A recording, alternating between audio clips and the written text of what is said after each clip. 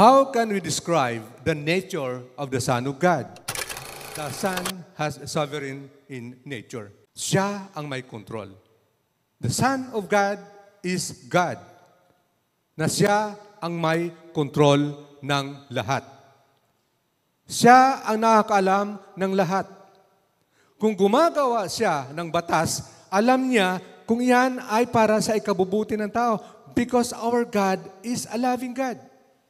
Wala siyang ibang ginagawa kundi sa kabutihan natin.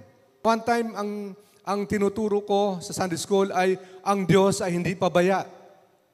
Dahil sabi ng Panginoon, sabi ng Diyos, tungkulin niya na buhayin ang lahat ng kanyang mga nilikha.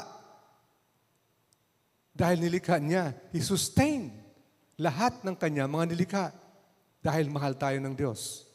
Kaya ang Sabbath day, ginawa yan para sa tao.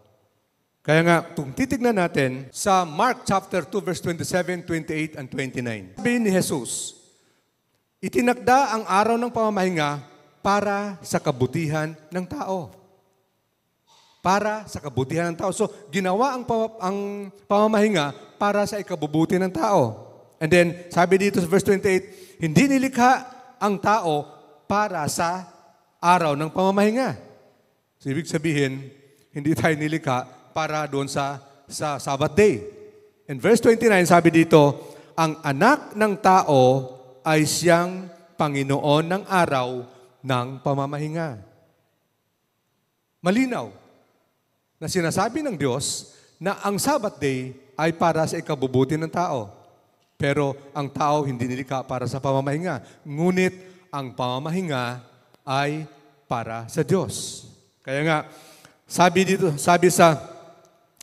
dito, hindi accountable ang Panginoon kung ano ang pagkakamali niya, kung ano ang paglalabag niya sa kautusan, sa tingin ng tao. Dahil ang tao, may limitado ang kanyang pag-iisip. Tignan ninyo, may sakit, pinagaling niya.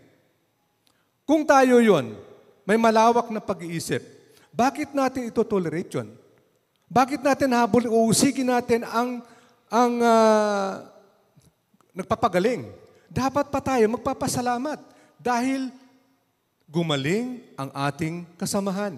Kaya mga kapatid, hindi natin mako-question ang Panginoon. Sa kanyang kalikasan, sa kanyang sovereignty, mga kapatid, hindi natin matatanong. Dahil siya ang may control ng lahat. Tayong mga born-again Christian, alam natin ang kapangyarihan ng Panginoon. Kapag mayroon tayong nangyayari sa buhay natin, hindi natin matanong ang Panginoon. Why? Dahil nabubuhay lamang tayo sa biyaya ng Panginoon. Kung wala ang biyaya ng Panginoon, wala tayo. Kung nandito man tayo, magulo ang ating kinabukasan. Kung yan ang nais ng Panginoon, matatanong din ba natin yon? Lord, bakit sila lang? Bakit kami hindi?